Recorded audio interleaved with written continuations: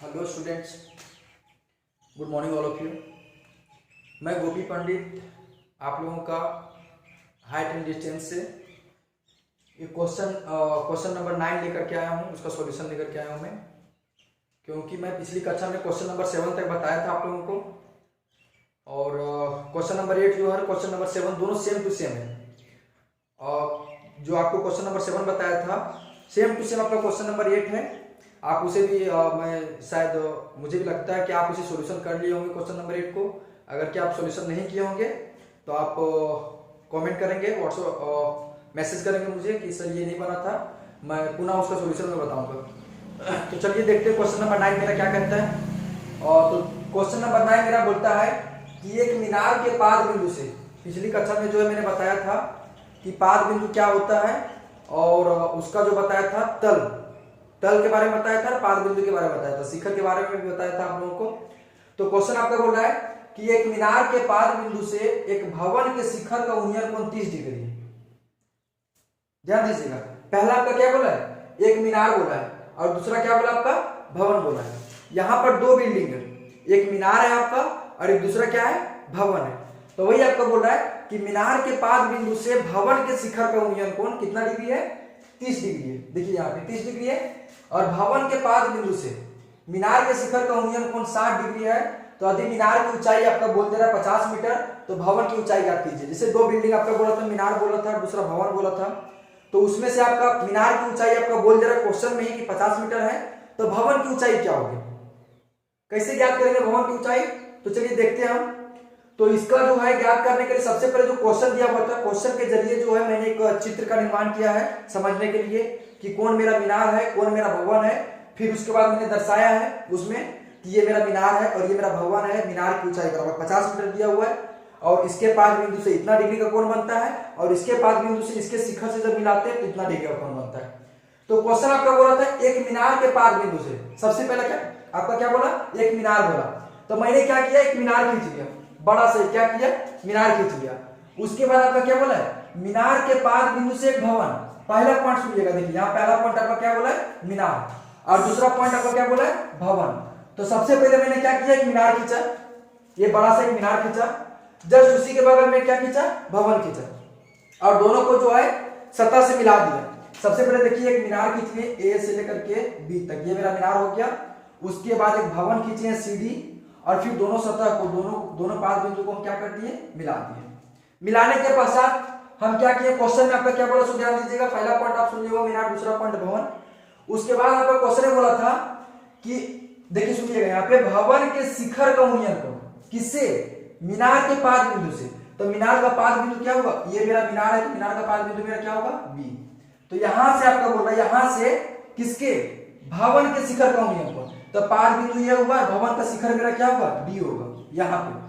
तो दोनों को मिलाते हैं जब, मतलब कहता है क्वेश्चन कि मीनार के पाद बिंदु से भवन के शिखर का उन्नयन कोण कितना डिग्री है, 30 डिग्री है। देखिए क्वेश्चन में आपका कितना डिग्री है, यहाँ पे 30 डिग्री है। तो वही दोनों को मिलाने के बाद यहाँ पर कितना डिग्री दर्शा दिए, 30 डिग्री। क्यों, क्योंकि क्वेश्चन में आपका बोला था कि मीनार के पाद बिंदु से भवन के शिखर का उन्नयन कोण 30 डिग्री है, तथा भवन के पाद बिंदु से, अब ध्यान दीजिएगा, भवन का पाद बिंदु मेरा क्या होगा, सी होगा। सही समझे आप, भवन का पाद बिंदु आपका क्या होगा, सी। और मीनार का शिखर का उन्नयन कोण, तो मीनार के शिखर का उन्नयन कोण क्या होगा, आप लोग बताएंगे। हाँ सही, मीनार का शिखर का उन्नयन कोण क्या होगा आपका, ये होगा। तो इसके पाद बिंदु से, भवन के पाद बिंदु से मीनार के शिखर का उन्नयन कोण जो आपका कितना डिग्री है, 60 डिग्री। देखिए यहाँ पे कितना डिग्री है, 60 डिग्री। अब आपका क्वेश्चन में बोला था कि मीनार की ऊंचाई आपका 50 मीटर है। तो ये आपका एबी का, एबी जो पूरा एबी जो आपका दिया हुआ है, तो ये आपका एबी क्या है, मीनार है। देखिए यहाँ पे इंडिकेट कर दिया, दर्शा दिए हैं, ये मेरा मीनार है। तो मीनार की ऊंचाई कितना दिया हुआ आपका, 50 मीटर, 50 मीटर भी दर्शा दिए हैं। तो आपका बोला था भवन की ऊंचाई याद कीजिए। अब यहाँ मीनार दर्शाने के बाद में कौन मेरा मीनार है, यहाँ लिख दिए, ये से लेकर के बी तक पूरा का पूरा ये भी मेरा क्या है, एक मीनार है। सी से लेकर के डी तक मेरा पूरा का पूरा क्या है, एक भवन है। क्वेश्चन में आपका दो ही चीज बोला था, पहला बोला था मीनार और दूसरा बोला था भवन। तो दोनों को हम दर्शा दिए, इंडिकेट कर दिए, ए से लेकर के बी तक मीनार, ए भी मेरा मीनार है, सी डी मेरा भवन है। वही हम लिखे, हम लोग माने क्वेश्चन में आपका ये नहीं बोल रहा था कि ए भी ही मीनार है। आप बोल सकते पीक्यू मीनार है, आरएस मीनार है, WXYZ कुछ भी आप बोल सकते हैं मीनार है। तो हम लोग माने मीनार को ए बी माने, तो वही लिखे हैं कि मान लिया कि ए बी एक मेरा क्या है मीनार है, पूरा का पूरा क्या मान लिया ए बी को मीनार है। तो जब ए बी मेरा मीनार हो गया तो मीनार की ऊंचाई बराबर 50 मीटर। तो हम कह रहे हैं कि ए बी मेरा मीनार है तो ए बी बराबर भी कितना में हो जाएगा 50 मीटर। ये देखिए ए से लेकर के बी तक आपको कितना हो गया 50 मीटर।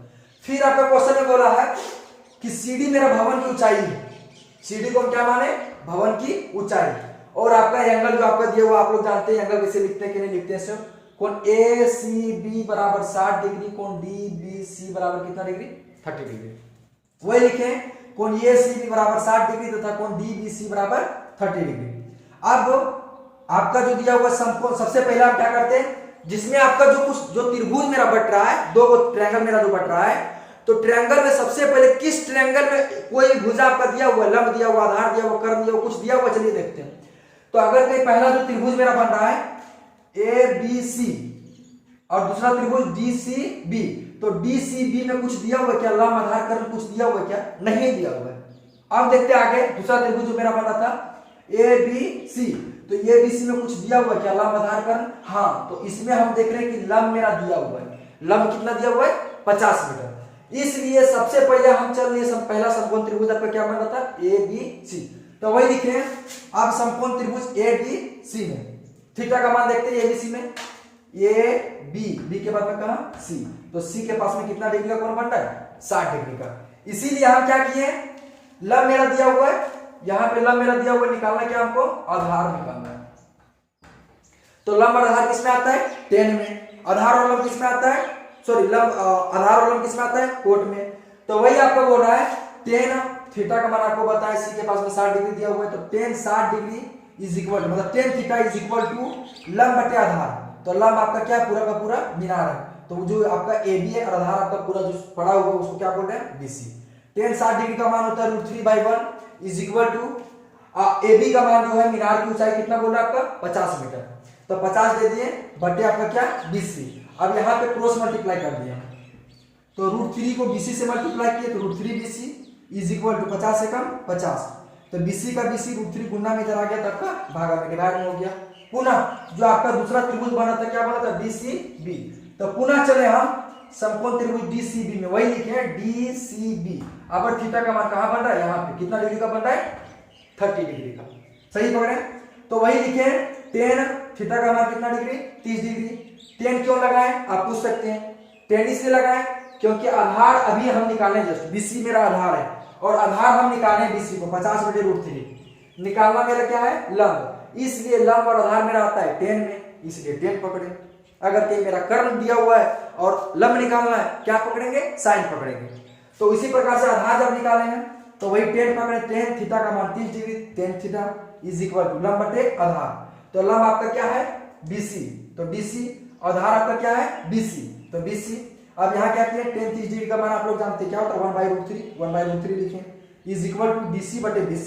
अब यहाँ से फिर क्रॉस मल्टीप्लाई किया तो क्या हो गया आपका √3 से मल्टीप्लाई करेंगे DC को तो √3DC और BC को मल्टीप्लाई करेंगे 1 से तो BC, √3 का √3DC is equal to BC का मान हम निकालें, देखिए यहाँ पे कितना निकाले 50 बटे √3, तो वही BC के जगह पे हम क्या रख दिए 50 बटे √3 मेरा गुना में इधर आ जाएगा तो आपका भागा में, तो BC का DC ये आपका गुना में इधर आ गया भागा में 50 बटे √3 गुने √3, BC का DC तो 50 बटे √3 और √3 को मल्टीप्लाई करेंगे आपको क्या हो जाएगा 3, √3 और √3 को मल्टीप्लाई करेंगे आपको क्या हो जाएगा √9 हो जाएगा, लेकिन √9 का मान कितना निकलता है 3 निकलता है, इसलिए 3 पुट कर दिए।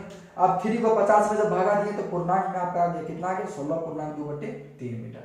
अतः क्या निकालेंगे यहाँ पे BC निकालें, और DC हम किसको बोल रहे हैं भवन को बोल रहे हैं, ज्ञात क्या करने के लिए बोल रहा है मेरा भवन की ऊंचाई, तो अतः भवन की ऊंचाई किसको बोल रहे हैं भवन की ऊंचाई DC को, तो अतः भवन की ऊंचाई DC बराबर 16.2/3 मीटर, आंसर ये आपका हुआ।